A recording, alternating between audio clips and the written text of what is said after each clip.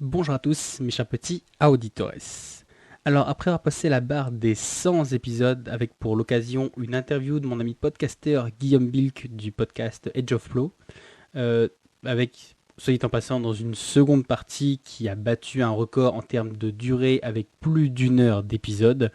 Donc du coup, voilà, après ces deux petits épisodes un peu spéciaux, on s'y remet. Mais avant toute chose, bonjour à tous et bienvenue en ce 102e épisode d'Electron Penseur.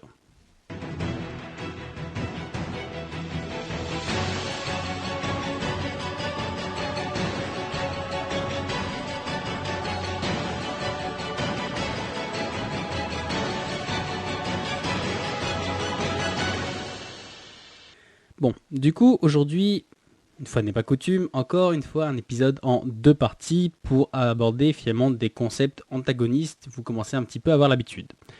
Alors du coup, on va aborder ici deux types de conversations qui sont possibles, à savoir la conversation synchrone et la conversation asynchrone. Parce que finalement, dans le monde dans lequel nous vivons actuellement avec le Covid et finalement de manière générale, voilà, hors Covid, normal quoi, le dialogue, la communication, les interactions, finalement, c'est le ciment de la société. Et en fait, finalement, c'est ce qui nous maintient tous les uns les autres, ce qui fait qu'on est unis, et finalement, ce qui fait qu'on passe pas nos journées à se lancer des caillasses sur la gueule. En gros, c'est ce qui permet d'avoir un semblant de société. Du coup, en gros, j'ai trouvé que c'était un élément qui était intéressant à traiter parce que cet élément aussi, finalement, il dépend de la gestion du temps.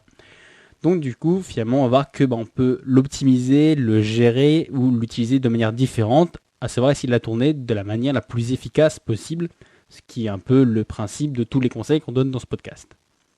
Mais bon, assez tergiversé, on rentre dans le sujet. Alors comme je l'ai dit, on va voir deux types de dialogue dans deux épisodes distincts. Donc le dialogue synchrone et asynchrone. Donc du coup, pour chacun, vous allez voir, c'est des épisodes qui vont quand même être assez courts. Donc du coup, pour chacun, on va voir finalement les avantages et les inconvénients.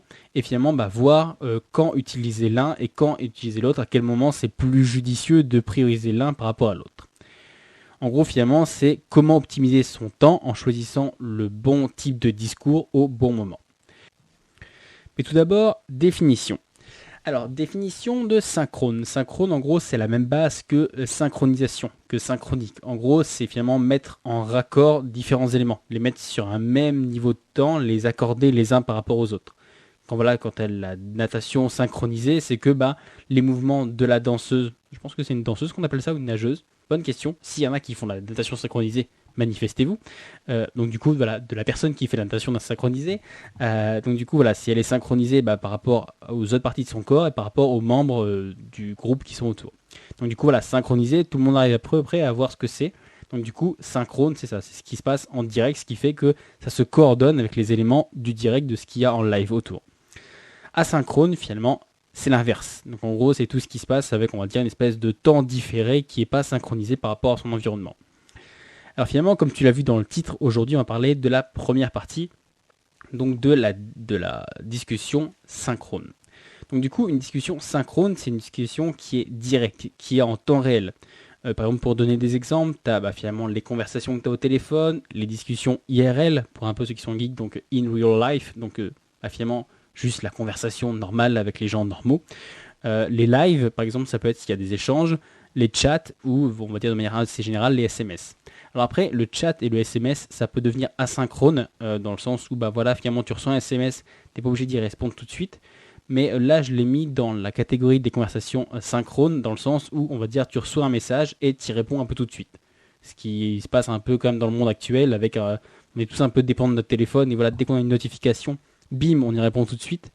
Donc du coup, voilà. Mais là, je l'ai mis dans cette catégorie-là, pour le coup, parce que voilà, je pars du principe qu'il y a pas mal de conversations qui se font quasiment en direct avec des SMS. En gros, finalement, c'est tous les canaux ou tous les médias auxquels tu envoies un message et que la personne, elle reçoit en direct et auquel elle peut répondre en direct. C'est important aussi de pouvoir y répondre aussi. Genre une vidéo YouTube, c'est pas une conversation synchrone ni asynchrone, parce que finalement, c'est pas une conversation, puisqu'il n'y a pas de dialogue. C'est un dialogue à sens unique, c'est juste quelque chose qui se présente. Donc c'est pas vraiment un dialogue. À la rigueur, tu passes un message, mais c'est pas un dialogue. La définition d'un dialogue, c'est bien t'envoies une information et il y a une information qui arrive en retour.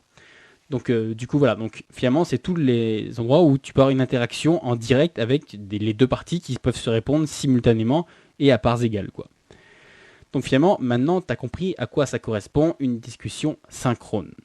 Alors maintenant finalement c'est déjà le moment de faire un peu la liste des avantages et des inconvénients de cette fameuse conversation synchrone. Alors déjà, les avantages, le premier avantage, c'est déjà c'est de parler aux gens, ce qui est plutôt pas mal parce que ça t'évite de devenir une espèce de vieux con ermite, et on va dire que finalement, c'est un peu quand même la base de la civilisation. Toutes les civilisations et la nôtre, l'humanité avec un grand H, elle s'est basée, juste, et elle s'est battue aussi, juste sur la discussion, sur l'échange, sur le dialogue. Donc du coup, les à peu près environ 80 milliards d'êtres humains qui ont foulé cette terre, ils te remercient de respecter un petit peu leur œuvre et de ne pas leur cracher dessus en arrêtant toute forme de conversation. Ensuite, les autres avantages, c'est que finalement, ça permet d'avoir des réponses qui sont directes et instantanées. Il y a plein de moments dans la vie où il nous faut une réponse tout de suite parce qu'il y a une urgence temporelle, financière, il y a plein de choses. Et voilà, il nous faut une réponse là, maintenant, tout de suite. Ce que tu ne peux pas avoir avec un média ou avec une conversation asynchrone, puisque on va dire que le temps de réponse en face, il est complètement aléatoire. Voilà, il y a plein de choses, je sais pas, par exemple, on a tous un peu l'image des coursiers. Maintenant, c'est beaucoup moins parce que ça se fait par ordinateur. Mais avant, voilà, quand tu regardais à Wall Street, tu sais, t'avais tout le truc, t'avais vraiment l'image un peu d'Épinal avec, tous les courtiers. Oui, les courtiers, pas les coursiers. Pardon, tous les courtiers qui étaient tout le temps au téléphone. Pourquoi ? Parce que il leur fallait une réponse là, maintenant, tout de suite, de savoir j'achète, je vends, parce que 2 secondes après, mais voilà, c'est vraiment à la seconde près. 2 secondes après, boum, le cours il avait changé et tout ça, et donc du coup, il fallait vraiment avoir une réponse qui était tout de suite et instantanée. En fait, ensuite, finalement, notre avantage, c'est que finalement, ça donne vraiment le ton du dialogue. Surtout, par exemple, je pense que le meilleur exemple, c'est le sarcasme. Genre, on s'est tous déjà retrouvés avec cette espèce de quiproquo à la Louis de Funès. Genre, tu sais où tu essaies de faire passer un message, et finalement, voilà, parce que tu n'as pas mis de smiley, ou parce que, finalement, les smileys, ils servent à ça, ils servent juste à rendre la conversation, une conversation asynchrone, un peu plus vivante. C'est juste parce que, forcément, dans quelque chose qui est différé, dans quelque chose où t'as pas un truc qui est en direct, du coup, tu as plus de mal à faire passer vraiment les émotions qui sont derrière. Finalement, c'est le point d'après, c'est finalement que c'est plus facile de faire passer les émotions. Mais voilà, en fait, c'est vraiment ça, c'est de se dire que si on est obligé de rajouter des smileys ou autre, c'est parce que le second degré de ça a vachement de mal à passer parce que une phrase, finalement, le sarcasme, c'est ni plus ni moins que de prendre une phrase et juste avec l'émotion, avec le ton que tu mets derrière, de changer complètement le sens.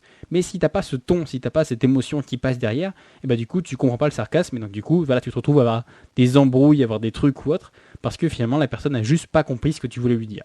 Donc du coup voilà, comme avantage, t'as aussi le truc où c'est vachement plus facile de se faire comprendre, parce que du coup t'as une réponse directe. Comme t'as une réponse directe de l'interlocuteur, tu vois tout de suite s'il a compris ou pas, ça lui évite qu'il se monte la tête ou autre. Et voire même si tu parles une autre langue, et du coup tu le vois aussi tout de suite. Maintenant, comme inconvénient, parce que oui, finalement, ça a quand même des inconvénients aussi. Alors, le principal inconvénient, surtout dans mes thématiques, c'est qu'en gros, ça te monopolise du temps. Parce que oui, en gros, forcément, ça te prend du temps de... on va dire que tu discutes du coup, que tu sois en direct ou pas, ça te prend le même temps. Si par exemple tu veux écrire un message ou autre, ça te prend le même temps, voire même pour dire que ça t'en prend moins puisque tu es à l'oral. Mais en gros, moi je dis que ça monopolise du temps dans le sens où en gros, ça nécessite que les deux interlocuteurs ils soient disponibles en même temps. C'est-à-dire que voilà, c'est en gros de se dire que on y reviendra après, dans l'épisode de la semaine prochaine, mais en gros, un peu le principal atout de la discussion asynchrone, c'est justement que tu peux te permettre de dire que voilà, j'envoie une réponse et je ne suis pas dépendant d'attendre la réponse. Enfin, j'envoie une question et je ne suis pas dépendant d'attendre la réponse, alors que dans une discussion directe, voilà, il faut que les deux interlocuteurs ils soient disponibles en même temps. C'est-à-dire que si par exemple il y en a un qui après l'autre à 4h du matin, si il va y avoir une discussion, il faut que l'autre à 4h du matin soit disponible et tout ça, qu'il ait le temps. Et en gros voilà, finalement ils se prennent, les deux interlocuteurs, ils se prennent le même temps l'un et l'autre. En gros voilà, c'est du temps qui s'accorde. Donc je pense que c'est, on va dire, le principal inconvénient qu'on pourrait reprocher à ce type de dialogue. Ensuite, ce qu'il peut y avoir aussi, c'est la possible barrière de la langue. Parce que oui, forcément, comme tu es en direct et tout ça, t'as pas le temps de traduire, t'as pas le temps d'aller chercher un peu ce que la personne a voulu dire. Donc du coup, voilà, si t'as une barrière de la langue que voilà, tu comprends pas, après t'as la barrière de la langue à la fois, vraiment la vraie, tu sais, genre si la personne parle chinois ou finlandais, c'est un peu plus difficile de la comprendre. mais ça peut être finalement un peu tous les acronymes qu'on a dans les boîtes web. Je sais que surtout la boîte où je suis, il y a beaucoup d'acronymes. Le premier jour, j'ai quasiment rien compris de ce qu'ils disaient, je croyais qu'ils se foutaient de ma gueule, mais en fait non, pas du tout. Mais donc du coup, voilà, en gros, c'est de se dire qu'il y a, en fait, finalement, dans tous les métiers que tu as toujours une espèce de langage spécifique. Même dans une bande de potes, je veux dire, on a tous un peu les fameuses private jokes, tu sais, genre les blagues que tu t'es construites, qu'il n'y a que toi qui peux comprendre. Et donc du coup, forcément, ça, quand tu as une conversation qui est en direct, et bah du coup, t'as pas le recul suffisant pour aller chercher d'où ça vient, s'il y a une référence, aller demander à quelqu'un d'autre pourquoi la personne elle dit ça. Voilà, en gros, le fait que là, c'est une conversation qui soit en direct, du coup, tu as moins de recul pour un peu comprendre la conversation. Et en fait, finalement, c'est que finalement, comme c'est un peu lié mais avec le point d'avant, c'est qu'en gros, t'as pas de possibilité d'avoir un temps de latence pour répondre ou pour réfléchir ou pour modifier tes paroles, un peu analyser la situation. En gros, c'est le fameux truc de c'est il faut tourner sa langue 7 fois dans sa bouche, un truc comme ça. C'est en gros de se dire qu'on a tous déjà dit des trucs sur le coup de l'émotion ou autre. Et le problème, c'est que comme c'est dit en direct, tu peux plus après le reprendre. Quand même ce serait, même si c'est écrit, genre les gens l'ont vu et tout ça, c'est tout, c'est fait. Alors que sur le truc qui est asynchrone, on va dire que tant que la personne l'a pas vu, l'a pas reçu, t'as encore moyen de le modifier, d'en faire ce que tu veux ou autre. Je sais qu'ils ont même rajouté des fonctionnalités sur les mails maintenant pour que si tu fasses vraiment une connerie, tu puisses, qu'en gros, je sais pas, moi j'imagine ça vraiment des petits bonhommes genre qui courent après ton mail, qui le rattrapent et qui le ramènent jusqu'à ton PC en le traînant de force. Oui, je sais, je suis très très imaginatif. En gros, c'est de se dire que même pour des mails qui étaient un peu une institution, t'as quand même un moyen de, tant que la personne ne l'a pas vu, tu peux le rappeler, tu peux le faire revenir et c'est comme si c'était rien passé. Alors que plus ou moins, si tu ouvres ta fenêtre et que tu insultes ta voisine, sauf si elle n'est pas là, mais si elle l'entend, c'est tout. Genre, tu veux pas revenir en arrière, quoi. Donc, du coup, tu n'as aucun moyen d'un peu de modération de ton temps, de modération de tes paroles. Donc, aussi bien de tes paroles, mais aussi de ce qui se passe de l'autre côté. C'est beaucoup plus dur d'avoir du recul par rapport à une conversation ou autre quand tu es dedans, parce que tu as le côté affect ou autre, et en plus, tu te dis, il faut que je fournisse une réponse là tout de suite, je peux pas laisser en suspens, quoi. Donc voilà, grosso modo, on a fait le tour un peu de finalement des avantages et des inconvénients. Et donc du coup, comme je t'avais dit, pour conclure, on va voir ensemble finalement comment utiliser la discussion synchrone et quand elle est plutôt un inconvénient. Alors les moments où c'est plutôt avantageux de l'utiliser, on va dire finalement c'est pour la vie de tous les jours. C'est un peu le fameux truc de qu'on dit aux jeunes, tu passes ta vie sur ton téléphone et tout ça, et même s'ils discutent avec des gens en direct, c'est une forme de communication. Donc on pourrait dire que c'est une forme de communication synchrone. Donc il continue un peu de s'insérer dans la vie de tous les jours. Donc là, c'est vrai que quand j'ai dit synchrone, comme je vous l'ai dit, c'est pas forcément se parler de face à face. Ça peut être par webcam interposée, par des trucs Zoom, par des trucs live, au téléphone, par SMS ou autre, du moment qu'en fait qu'en gros tu as un dialogue en temps réel, quoi. Ensuite, finalement, c'est aussi la base pour créer de vrais liens avec la famille, les proches, les amis, les amours, un peu tout ce qui te tient à cœur. En gros, c'est vraiment avec ça que tu crées des liens, c'est vraiment avec une discussion en direct, parce que tu as vraiment le côté, en fait, la vraie force de ce truc-là, c'est, mis à part de la discussion synchrone, mis à part le fait que tu aies une réponse instantanée, c'est vraiment le fait que tu puisses mettre vraiment de l'émotion dans ce que tu dis, que il y a vraiment, c'est un truc, comment dire, c'est le vrai moi, tu sais, tu peux pas vraiment mentir dessus. Donc du coup, c'est ce qui permet vraiment d'avoir vraiment une vraie sensibilité dans ce que tu dis, dans les liens que tu construis. Donc du coup, je pense que c'est la base un peu de tout lien sociaux entre les individus. Ensuite, comme je l'ai dit, ça t'aide à faire passer du second degré, du troisième degré, du 25e degré, ou tout simplement du sarcasme, parce que c'est toujours le même truc de l'émotion. À partir du moment où tu mets de l'émotion derrière, ça t'aide à mieux faire passer ton message. Du coup, ça permet à chaque fois qu'il te faut une réponse claire, précise et rapide. Je sais que pour moi qui travaille dans un bureau, t'as deux, on va dire, les deux canaux, c'est soit synchrone, soit asynchrone, c'est soit j'envoie un mail et je sais même pas quand est-ce qu'il va être. À la gueule, je peux savoir quand est-ce qu'il a été vu, lu et tout ça, mais j'ai aucune idée de si la personne me répond ou autre. Ou alors si il me faut une réponse là tout de suite parce que c'est pas encore arrivé, mais j'espère pas. Mais c'est je sais pas, la moitié de l'usine est en flammes, tu vois, et là il me faut une réponse rapide pour les pompiers, par exemple. Je vais pas leur envoyer un mail pour dire quand vous aurez le temps, est-ce que vous pouvez venir un peu éteindre le feu avant que je crame dans ma baraque. Donc du coup là il faut une réponse claire, rapide et précise. Il faut que il faut qu'on te dise quoi faire et ou si les secours sont en route ou autre. Donc du coup là il te faut une réponse. Donc là tu vas appeler les gens. Donc là il te faut là tu vas vraiment utiliser la discussion synchrone parce qu'elle a du sens.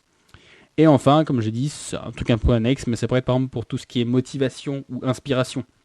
On a tous un peu ces fameux trucs, tu sais, c'est dans quoi Coach Carter ou un truc comme ça, où tu as Samuel L. Jackson, tu vois, qui gueule un peu sur ses joueurs, etc. Parce que forcément, quand tu es en direct, c'est plus facile de le faire passer vraiment. On en revient toujours à ce même concept de l'émotion, donc c'est plus facile de le faire passer avec une conversation qui est en direct. Et enfin, parce que il y en a forcément quand même des côtés qui sont moins avantageux, voire complètement désavantageux, et donc du coup qui justifient d'avoir recours à une discussion asynchrone. Finalement, on va dire quand la question, à l'inverse, quand la question, elle ne nécessite pas une réponse immédiate. Je dis n'importe quoi, si tu veux inviter ton meilleur pote pour ton anniversaire dans 6 mois, c'est pas la peine de l'appeler là tout de suite à 2h du matin pour lui dire. Genre ça presse pas, il aura le temps de le voir demain, après-demain, dans une semaine, même dans un mois, et pour te répondre tranquillement, ça presse pas. Ensuite, ça peut être aussi quand quelque chose qui nécessite des traces. Genre, par exemple, si c'est un mail ou autre, si par exemple tu passes des contrats ou des accords commerciaux ou voilà, que tu as des trucs un peu de conflit ou autre qui te faut des traces, du coup, le fait que tu passes quasiment tous les canaux asynchrones, quasiment, ils s'enregistrent sur un support. Puisque vu que c'est, voilà, on va dire c'est ta voix au sens large, par exemple, si tu écris une lettre, c'est quelque chose qui est asynchrone. Mais voilà, vu qu'en gros, entre le moment où tu émets ton message et le moment où ton interlocuteur l'entend et peut y répondre, il se passe un temps de latence. Donc du coup, je veux dire, tes paroles, elles sont pas suspendues comme ça dans le vide. T'inquiète pas que les petits atomes qui propagent ton son, ils vont pas se mettre à vibrer comme ça à l'infini, en attendant que les oreilles de ton interlocuteur veuillent bien se mettre en face. Non. Donc du coup, ça va forcément être sur un support, donc sur une feuille, sur le cloud, sur ta boîte mail, n'importe où, même si d'ailleurs si tu fais un vocal, pourtant c'est quelque chose qui peut être direct, mais finalement ton vocal, exactement comme le podcast, il est enregistré quelque part, donc du coup il y a quand même un support. Donc du coup ça peut te servir de trace, donc tous ces moments-là, ça peut te servir d'avoir une discussion asynchrone. Ensuite aussi ça peut te servir un peu quand tu veux finalement joindre des personnes qui sont loin, parce que voilà c'est... avant le téléphone et avant Zoom ou autre, je sais qu'avant le téléphone ça remonte un peu, même moi j'étais pas né, mais en gros voilà, il fallait se déplacer jusqu'à la personne ou autre, donc du coup c'était quand même vachement dur de traverser la moitié du pays à cheval pendant des jours juste pour passer une nouvelle. Genre c'était plus facile, voilà, justement d'envoyer des cavaliers qui, genre eux c'était leur boulot, de passer juste les messages. Donc du coup voilà, si tu veux joindre des personnes qui sont loin, du coup c'est mieux parce que du coup tu as un peu le temps de latence et tout ça. Et surtout c'est encore mieux maintenant que on est un peu dans le monde de la mondialisation finalement, et qu'en gros tu peux vouloir discuter avec des Chinois ou avec des Australiens ou autres, où il y a un décalage horaire du feu de Dieu. Et donc du coup là c'est pratique pour éviter qu'il y en ait un qui soit obligé d'appeler en pleine nuit, ou il y en a d'autres qui sont obligés de se lever tôt le matin ou autre. Donc, du coup ça peut aussi servir. Et enfin, finalement, le truc, c'est ça peut être moins avantageux d'avoir une discussion synchrone quand, en gros, tu veux discuter avec plusieurs personnes en même temps. Parce que du coup, on a tous le truc de... par exemple, je sais pas, si tu invites beaucoup de monde dans une réunion ou autre, que tu les mets tous dedans, il y a forcément deux solutions. Soit il y en a qui vont se couper la parole, tout le monde va se parler un peu dessus les uns sur les autres. Soit il y en a que tu vas pas entendre du tout parce que justement, ils n'auront pas réussi à s'élever au-dessus de la foule, soit parce qu'ils n'ont pas essayé, parce qu'ils sont un peu timides, ou soit tout simplement parce qu'ils ne se sont pas fait entendre. Et donc du coup, finalement, ces personnes-là, tu n'auras pas leur avis, tu ne sauras pas ce qu'elles pensent. Alors que justement, si tu as une discussion, si voilà, tu as une conversation, techniquement un peu, je sais pas, une conversation Messenger ou autre, chacun peut venir mettre son grain de sable, et ça, chacun peut parler et ramener ses idées. Et même si tu as 10 trucs qui arrivent en même temps, hop, les 10 trucs, ils se mettent les uns à la suite des autres. Et quand même, voilà, chacun peut voir ce que tout le monde a dit. Voilà, donc du coup, je pense que c'est un autre moment où finalement, c'est moins avantageux d'utiliser la méthode synchrone par rapport à la méthode asynchrone. Voilà, du coup, c'est tout pour ce premier petit épisode sur les différents types de discussions. Donc du coup, sur ce, je te laisse utiliser la discussion synchrone avec tes potes et ta famille et laisser un peu de côté ton PC ou ton téléphone, sauf pour appeler ou pour faire des visios. Et je te laisse aussi utiliser la discussion asynchrone pour me laisser un petit commentaire sur Facebook ou une petite étoile, une petite évaluation, ou te resservir de la discussion synchrone pour en parler à tes potes. Voilà. Je me suis un petit peu embrouillé, je pense que toi aussi, mais t'as compris l'idée. Lâche un petit commentaire si ça t'a plu. Du coup, sur ce, moi je te dis à la semaine prochaine pour un prochain épisode, donc la deuxième partie. Et d'ici là, ciao!